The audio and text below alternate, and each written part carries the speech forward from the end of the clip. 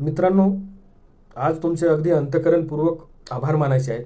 खरंच, कारण आपल्या कायदा व्हिजन चॅनलला आपण भरभरून प्रतिसाद देत आहात.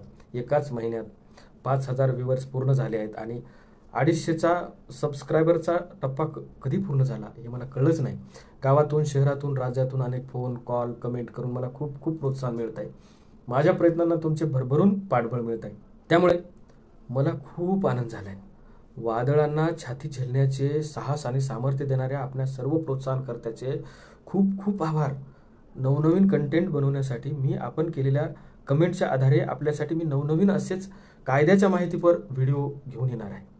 यापुढेही असेच आपले पाठबळ मिळेल अशी मला पूर्णपणे आशा आहे. आज मी आपणासमोर राज्यातील एक भयान वास्तव, या भयान वास्तवाचे चित्र उभं करणार आहे.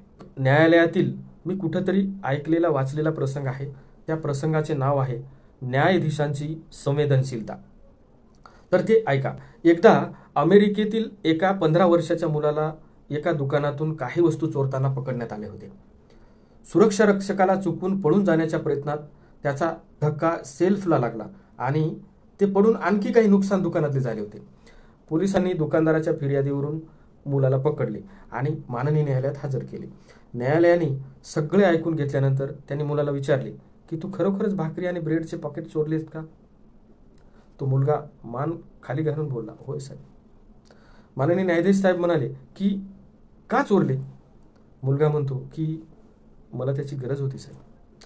माननीय न्यायाधीश साहेब म्हणतात की तू ते विकत घेऊ शकला असतास. मुलगा विनम्रपणे सांगतो, साहेब माझ्याकडे पैसे नव्हते. त्यावर माननीय न्यायाधीश साहेब प्रतिप्रश्न करतात, आई वडिलाकडून मागून घ्यायचे होतेस? मुलगा सांगतो, साहेब माझ्या घरात फक्त आई आहे. ती आजारी असते, ती काही काम करू शकत नाही. तिच्यासाठीच भाकरी, ब्रेड आणि चीज चोरले होते.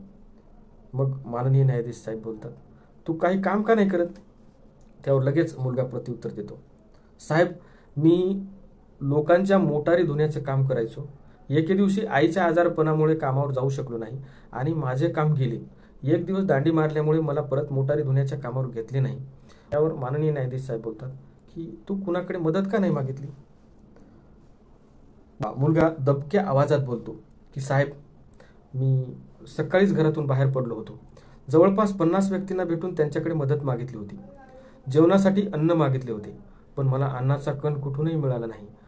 पण शेवटी मला हे चोरीचं पाऊल उचलावे लागले.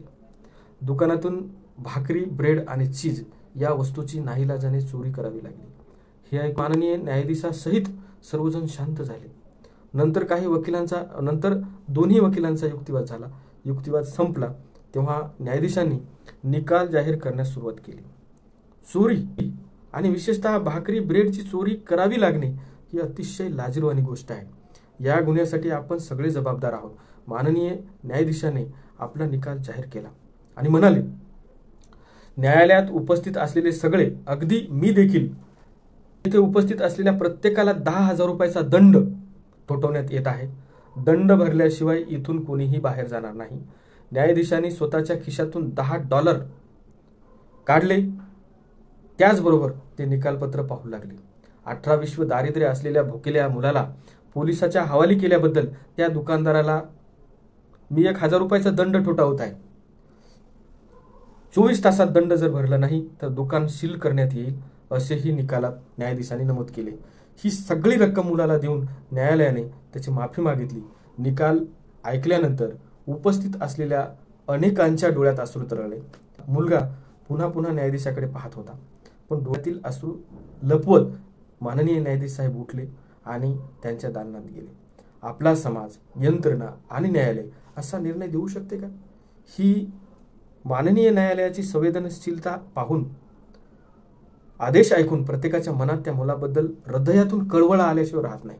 आपल्या देशामध्ये सुद्धा असेच भयान वास्तव आहे. याचा प्रत्यय आल्याशिवाय राहत नाही. चाणक्याने लिहून ठेवले आहे की जेव्हा एखादी भुकेली व्यक्ती भाकरी चोरताना सापडते तेव्हा त्याबद्दल देशातील लोकांना लाज वाटली पाहिजे. मी हे नाही म्हणत, चाणक्य म्हणतात. आपल्या भारत देशामध्ये शिक्षणाचे प्रमाण त्या मानाने खूपच कमी आहे. बेरोजगारी आहे, आरक्षण नाही, नोकरी नाही. नोकरी नसल्यामुळे वैफल्यग्रस्तता तरुणामध्ये वाढत आहे.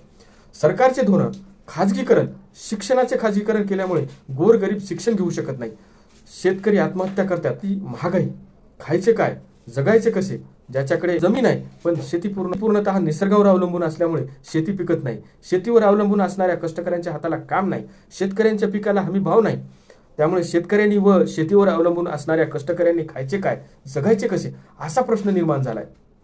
असलेल्या नोकरदारांना कमी पगारात वाढ नाही, त्यामुळे अनेकांचे खाण्याचे हाल आहेत. अशा अनेक प्रश्नामुळे गरिबीचे प्रमाण दिवसेंदिवस वाढत आहे. याच कारणामुळे चोरीसारख्या गुन्हेगारीचे प्रमाण वाढताना दिसत आहे. हे भयान वास्तव आज आहे. एखादी व्यक्ती अन्नासाठी भुकेसाठी तरसत असेल, भरकटत असेल आणि 50 लोकांच्या घरी जाऊन अन्न मागत असेल, त्यांना अन्नाचा घास नक्की द्या. एक माणुसकी म्हणून भुकेल्याला नक्की मदत करा. त्याला पुढे कसे आणता येईल यासाठी गावातील, जिल्ह्यातील, राज्यातील, देशातील लोकांनी सर्वतोपरी प्रयत्न करावा. हे माननीय न्यायालयाच्या निकालातून न्यायालयाची संवेदनशीलता कळते. एकीकडे मोफत शिक्षण घटनेतील कलम 21A नुसार सांगते, त्यानुसार 2009चा कायदा right to children to free and compulsory education सरकारने अस्तित्वात आणला. या कायद्यानुसार 6 ते 14 वयोगटातील मुलांना मोफत शिक्षण व सक्तीचे करण्यात आले आहे. म्हणूनच सरकारने जास्तीत जास्त शिक्षणावर खर्च करायला हवा. परंतु सरकार शिक्षणाचे खाजगीकरण करून घरोघरी दारू मिळण्याचे आदेश काढणे ही गोष्ट पूर्णपणे हास्यास्पद वाटते. शेतकऱ्यांसाठी, कष्टकऱ्यांसाठी, कामगारांसाठी अनेक शासनाच्या योजना यशस्वीपणे राबवल्या जातात. शासनाकडून सर्वतोपरी प्रयत्न केले जात आहेत. ही सरकारची कौतुकाची बाजू आहेच, परंतु सरकारच्या माध्यमातून असे काही अध्यादेश काढणे हे चुकीचे आहे असे मला वाटते. त्यामुळं शिक्षणाच्या बाबतीत खाजगीकरण करून गोरगरिबांना शिक्षण मिळण्यासाठी महाग केले आहे. शिक्षणावर आताच्या पेक्षा जास्तीची तरतूद सरकारने करावी का असे तुम्हाला वाटते का? नक्की कमेंटमध्ये व्यक्त व्हा. व्हिडिओ आवडला असेल तर लाईक करा, शेअर करा आणि सबस्क्राईब करा. धन्यवाद.